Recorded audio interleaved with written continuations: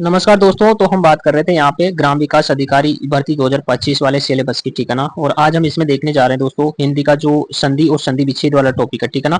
उसको देखेंगे दोस्तों यहाँ पे इस सिलेबस के अंदर। यह सिलेबस दिया हुआ है, इसमें हमने देखिए यहाँ से शब्द युग्म देख लिया है। यहाँ पे इसके बाद में हमने समास देखा था। आज हम दोस्तों ये संधि एवं संधि विच्छेद देखने जा रहे हैं, ठीक है ना। तो देखते हैं दोस्तों इसके काफी इंपॉर्टेंट क्वेश्चन और इसके पूरा बेसिक जानते हैं, ठीक है ना। तो संधि के बारे में आप जानते हैं दोस्तों कि जब दो वर्ण मिलकर आपस में जो विकार उत्पन्न करते हैं उसे हम क्या कहते हैं, संधि कहते हैं। अब हम देखने वाले हैं संधि के जो मेन प्रकार हैं वो दोस्तों तीन प्रकार होते हैं ना। स्वर संधि होता है अपने पास में, व्यंजन संधि होता है और विसर्ग संधि होता है। इनमें सबसे इंपॉर्टेंट जो है दोस्तों अपने पास में स्वर संधि होती है, क्योंकि इस स्वर संधि का जो है ना 5 प्रकार होता है दोस्तों। जब स्वर के साथ स्वर का मेल होता है उससे जो परिवर्तन होता है उसे क्या बोलते हैं दोस्तों, स्वर संधि कहते हैं। और स्वरों की संख्या कितनी होती है, 11। ए आ ई ऐसा करके हम जो बोलते हैं वो कितने होते हैं दोस्तों, स्वर 11 होते हैं, उन्हीं को स्वर कहा जाता है, ठीक है ना। तो हिंदी में स्वरों की संख्या पूछी जाए आपसे तो कितना होता है, 11 होता है। हालांकि पूछता नहीं है दोस्तों, पर फिर भी आपको याद होना चाहिए अगर नहीं है तो। इसके बाद में देखिए सबसे इंपॉर्टेंट जो संधि का अपना यहाँ पे है स्वर संधि, इसके बारे में पढ़ने वाले हैं। और इसका जो प्रकार है दोस्तों 5 प्रकार का, ठीक है ना। सबसे पहला दीर्घ संधि है, इसके बाद गुण संधि है, वृत्ति संधि है, यण संधि है और अयादि संधि है। हम सभी को जरा डिटेल से देखने वाले हैं दोस्तों, ठीक है ना, एक एक करके। तो देखिए सबसे पहले दीर्घ संधि के बारे में पढ़ते हैं। और दीर्घ का मतलब होता है दोस्तों बड़ा, ठीक है ना। इसका मतलब इसमें जो भी आएगा अपने पास बड़ी बड़ी चीजें आएंगी। अब आएगा क्या दोस्तों, मात्रा आती है ना, जैसे जैसे बड़ा ऊ की मात्रा आएगी, बड़ा ई की मात्रा आएगी, ठीक है ना, आ की मात्रा आएगी, ऐसे करके, ठीक है। उन शब्दों में कौन सी संधि रहेगी, दीर्घ संधि रहेगी। यहाँ का जो परिभाषा से मतलब नहीं है दोस्तों क्या दे रखा है क्या नहीं दे रखा है, हमें सिर्फ लॉजिक से पहचानना, हमें पहचानने से मतलब होता है कि किस शब्द में कौन सी संधि है, ठीक है ना। तो आपको जिसमें आ की मात्रा मिले, बड़ा ई की मात्रा मिले, ठीक है ना, और बड़ा ऊ की मात्रा मिले, ऐसे उन शब्दों में कौन सी संधि होती है, दीर्घ संधि होती है। तो चलते उदाहरणों के ऊपर चलते हैं दोस्तों, ठीक है ना। संधि और संधि विच्छेद हमारा टॉपिक है, तो आप संधि भी देखोगे और संधि विच्छेद भी देखोगे, ठीक है। यहाँ पे देखो जैसे धर्मार्थ, अब इसमें किसकी मात्रा आई है दोस्तों, आ की मात्रा है, ठीक है ना। देखिए तो धर्म प्लस अर्थ, इसका संधि विच्छेद क्या हुआ दोस्तों, धर्म प्लस अर्थ धर्मार्थ। पुस्तक प्लस आलय तो पुस्तकालय हो जाएगा। विद्या प्लस अर्थी तो विद्यार्थी हो जाएगा, ठीक है ना। रवि प्लस इंद्र रविंद्र हो जाएगा। गिरी प्लस ईश गिरीश हो जाएगा। मुनि प्लस ईश मुनीश हो जाएगा। देखिए बड़ाई की मात्रा आ रही है, ठीक है। मुनि प्लस इंद्र मुनिंदर हो गया। भानु प्लस उदय भानुदय हो गया। वधु प्लस ऊर्जा वध ऊर्जा हो गया। विदु प्लस उदय विदुदय हो गया। भू प्लस अर्जित भूर्जित हो गया, ठीक है ना दोस्तों। तो देखिए आप इसमें क्या समझे, आपको समझना चाहिए दोस्तों, बड़ा ऊ की मात्रा है, बड़ा ई की मात्रा है, आ की मात्रा है, या फिर कोई ऐसा शब्द जिसके थोड़ा सा ऐसी ही मात्रा निकली रहती है, ठीक है ना। इसमें भी कौन सा जो संधि होता है दोस्तों वो कौन सा हो जाएगा अपने पास में, दीर्घ संधि हो जाएगा, ठीक है। इसके बाद हम देखते हैं गुण संधि के बारे में। और गुण संधि के बारे में देख लीजिए यहाँ पे, गुण संधि किसे बोलेंगे दोस्तों, ये परिभाषा पे आप ध्यान मत दीजिए क्योंकि इसमें से समझ में भी बहुत ही कम आएगा, ठीक है ना। गुण संधि में होता है अपने पास में, देखिए ऐसे ये एक ही मात्रा मिलेगी, ठीक है ना, और ओ की मात्रा मिलेगी, तो एक एक ही मिलेगी बस। मात्रा जो होती है ना दोस्तों वो एक एक ही मात्रा मिलेगी आपको। और ये वाला जो ऐसे ऐसे ये करके निकला रहता है, ये रह वाला, ठीक है ना। इसमें भी कौन सा शब्द रहेगा, अगर कोई ऐसा जैसे मान लीजिए मात्रा लगी रहेगी और ऐसे निकला रहेगा, ठीक है ना। तो ऐसे शब्दों में कौन सी संधि रहेगी, गुण संधि रहेगी, ठीक है ना। फिर भी अगर आप परिभाषा पढ़ना चाहते हैं तो ये पढ़ सकते हैं, यहाँ पे आपके सामने लिखी हुई है, इसको आप समझ सकते हैं अगर आपको समझ में आता है तो, ठीक है ना। बाकी लॉजिक क्या रहने वाला है कि जिसमें एक ही मात्रा मिले, ओ की मात्रा मिले और ऐसी निकला रहे, ठीक है ना, उनमें कौन सी संधि रहती है, गुण संधि रहती है। आप देख सकते हैं यहाँ पे नर प्लस इंदर नरेंद्र हो जाएगा। सुर प्लस इंदर सुरेंद्र हो जाएगा, एक ही मात्रा आ रही है, ठीक है। ज्ञान प्लस उपदेश ज्ञानोपदेश हो जाएगा, ओ की मात्रा भी है, एक ही मात्रा भी है, ठीक है। इस प्रकार भारत प्लस इंदु भारतेंदु हो जाएगा। देव प्लस ऋषि देव ऋषि हो जाएगा, ठीक है ना, ये आ रहा है देखो मात्रा में। सर्व प्लस इक्षण सर्वेक्षण हो जाएगा, एक ही मात्रा भी आई और ये भी निकला हुआ है, ठीक है। तो इस प्रकार के शब्दों में कौन सी संधि होती है दोस्तों, गुण संधि होती है। इसके बाद में हम देखते हैं वर्धी संधि। अब वर्धी का मतलब क्या हो, बढ़ जाएगी, यहाँ पे मात्रा बढ़ जाएगी, ठीक है ना दोस्तों।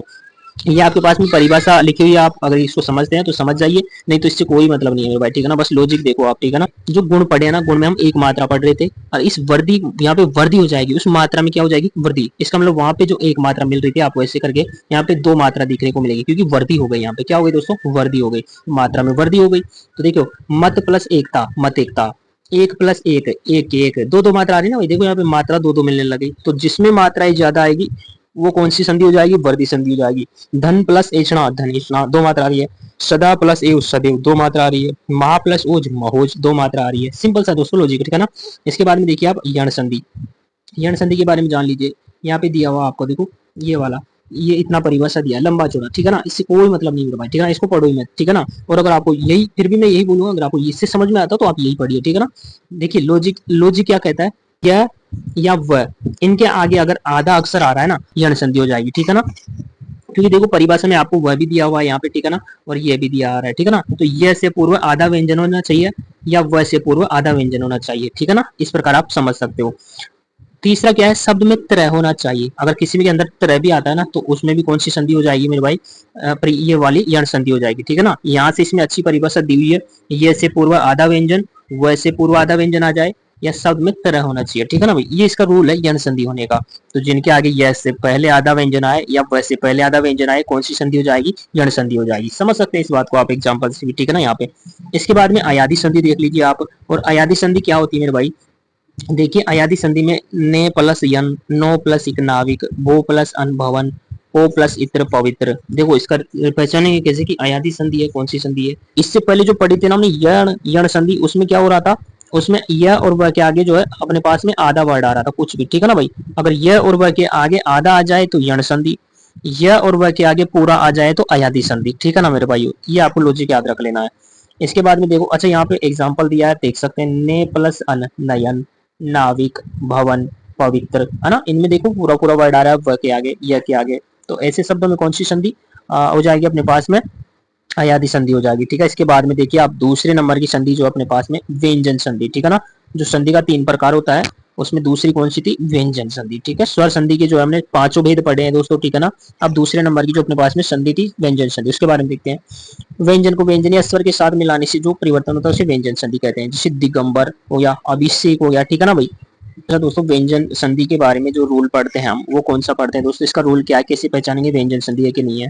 तो देखिए जब हम संधि विच्छेद करते हैं, तो संधि विच्छेद में जब प्लस का चिन्ह लगाते हैं, या तो प्लस के आगे आपको व्यंजन मिलेगा, ठीक है, या आपको प्लस के बाद में व्यंजन मिलेगा, या फिर प्लस के आगे भी व्यंजन मिलेगा और पीछे भी व्यंजन मिलेगा, ठीक है ना। इसका मतलब क्या समझे कि व्यंजन संधि में व्यंजन का आना फिक्स है, ठीक है ना दोस्तों। और जिनमें व्यंजन आएगा आपको इस प्रकार के रूल लग के कि या तो प्लस के आगे आए या प्लस के बाद आए, या फिर प्लस के पीछे दोनों तरफ जो है अपने पास में व्यंजन हो, ठीक है ना। उसमें कौन सा संधि हो जाएगा दोस्तों, व्यंजन संधि हो जाएगा। तो अब आप एग्जाम्पल भी देख सकते हैं यहाँ पे। जैसे अपने पास में एग्जाम्पल है दोस्तों, दिक प्लस अंबर, तो क्या हो गया, दिगंबर। देखिए क के ग में बदलने के उदाहरण ये, ठीक है ना। दिक प्लस गज, दिग्गज। वाक प्लस ईस, वागीस।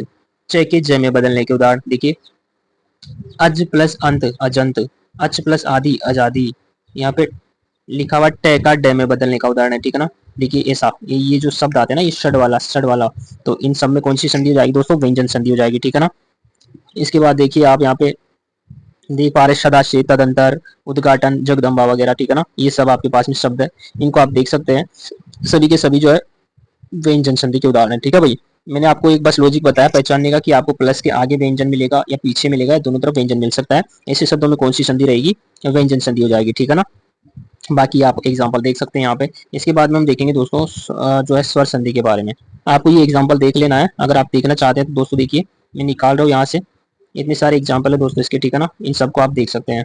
ये देखिए उच्चारण वगैरह में, सज्जन में, उज्जटिका में। सज्जन देखिए दोस्तों, ये यहाँ पे पूछता है ना, ये एग्जाम्पल देखिए, उच्चारण में कौन सी संधि, उत्त प्लस चारण, संधि विच्छेद भी आपको आना चाहिए। सज्जन, सत प्लस जन, ठीक है ना, काफी अच्छे क्वेश्चन है। उल्लास, ये कभी कभी जो हम अशुद्धि वाला क्वेश्चन पूछता है ना हमसे, तो यहाँ पे देखिए उल्लास ऐसे लिखा जाता है, और कौन सी संधि इसमें, व्यंजन संधि है, ठीक है ना। इसके बाद देखिए आप आगे, यहाँ पे ये लिखे हुए बहुत सारे एग्जाम्पल है। उच्छ्वास, उच्छिष्ट, देखिए सज्जन ऐसे लिखते हैं, सज्जन में कौन सी संधि है, व्यंजन संधि है। यहाँ पे देख लीजिए आप, उद्धरण में कौन सी संधि, व्यंजन संधि। तदित में कौन सी संधि, व्यंजन संधि। स्वच्छंद में, आच्छादन में, ठीक है, संधि छेद में, अनुच्छेद में, ये जितना भी छेद है दोस्तों, इन सब में कौन सी संधि है, व्यंजन संधि। देखिए उल्लास, तल्लीन, विद्युत लेखा, किंचित, किंकर, संकल्प, संचयम, संतोष, संबंध, संपूर्ण, इन सब में व्यंजन संधि है दोस्तों ना। संतोष का संधि विच्छेद सम प्लस तोष, और संबंध का सम प्लस बंध, संपूर्ण का सम प्लस पूर्ण। यहाँ पे देखिए उद्धार, पद्धति, सम्मति, सम्मान, इन सब में जो है दोस्तों व्यंजन संधि हो जाएगी, ठीक है ना। संयोग, संरक्षण, संविधान, संशय, संलग्न, संसार, आच्छादन, अनुच्छेद, स्वचन, परिणाम, प्रमाण, सभी का सभी जो है दोस्तों व्यंजन संधि का उदाहरण है। अभिषेक, निषिद्ध, विषम, रामायण, परिमाण, नारायण, संसदस्य, तत्पर, सत्कार। देखिए इतने सारे एग्जाम्पल देखे हमने विसर्ग संधि के, ठीक है। अब सॉरी, व्यंजन संधि के। अब देखिए हम देखते हैं विसर्ग संधि के बारे में। यहाँ पे लिखा हुआ, विसर्ग के बाद जब स्वर या व्यंजन आ जाए, आ जाए और उनसे जो परिवर्तन होता है उसी विसर्ग संधि है। मतलब विसर्ग संधि में विसर्ग का आना फिक्स है, जिस प्रकार व्यंजन संधि में व्यंजन का आना फिक्स है, उसी प्रकार विसर्ग संधि में विसर्ग का आना फिक्स है, ठीक है ना। मनोकूल तो मन प्लस अनुकूल, निरक्षर निय प्लस अक्षर, निष्पाप तो नि प्लस पाप। अब विसर्ग संधि के भी इस प्रकार देखिए दोस्तों 10 नियम होते हैं ना, जैसे उसके नियम थे इसके भी 10 नियम है। तो आप देख सकते हैं यहाँ पे देखिए, जैसे ये इसमें देखिए विसर्ग संधि को देखिए आप पहचानने का तरीका बताएं। देखो जिसमें ये वाला ये आदत से आता है ना, ये से आते हैं इनके लग के, उनमें तो पक्का ही विसर्ग संधि होती है। देख लो मेरे भाई, जितने शब्द मिलेंगे देखिए, निश्चय, दुश्चारी, ज्योतिषकर, निश्चल, ये वाला आदत से आ गया, ठीक है ना। यहाँ पे देखिए, यहाँ पे देखो हरिश्चंद्र, अंत चेतना, चर्या, ठीक है ना। देखो इन सब में कौन सी संधि दोस्तों, विसर्ग संधि है। देखिए दुशासन, ये वाला से आधा आ रहा है ना भाई, दुशासन, यह शरीर, निःशुल्क और निश्वास, और यहाँ पे लिखा चतुश्लोकी, निशंक, निराहार, निराशा, निर्धन, ठीक है भाई, न्य प्लस धन, ठीक है ना। इनमें कौन सी संधि आ रही है आपके पास में, विसर्ग संधि। देखिए धनुष टंकार, धनुष टीका, है ना भाई। देखो क्या क्या पढ़ रहे हैं, ये वाला च याद आ जाए, ये वाला श याद आ जाए, ये वाला श याद आ जाए, ठीक है। इन सब में कौन सी संधि, विसर्ग संधि। धनुष टंकार, चतुष्टिका, चतुष्फल, निश्चल, निश्चल, दुशासन, ठीक है।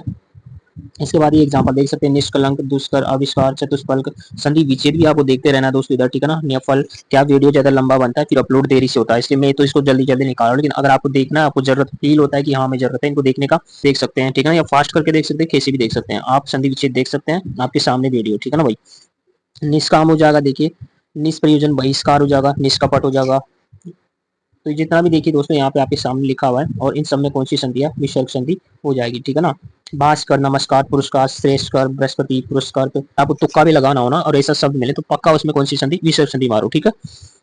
यहाँ पे अंतफल, अंतस्थल, निस्ताप, दुस्तर, सभी का सभी आपके सामने लिखा हुआ है, आप पढ़िए इनको धीरे से, ठीक है ना। निसंदेह, दुशास, निस्वार्थ, यहाँ पे देखो निसंतान लिखा हुआ है, ये 8वां रूल है दोस्तों यहाँ पे, ठीक है ना। नीरज, निरचंद्र, निरंतर, चक्षुरोग, द्रम्य, अतएव, देखिए बहुत अच्छा वर्ड है यहाँ पे, अतः प्लस एव है ना भाई, अतः। देखो आप करते हो जब संधि विच्छेद, अगर आपको संधि विच्छेद भी आता है तो आप आराम से बता सकते हो, ठीक है ना भाई।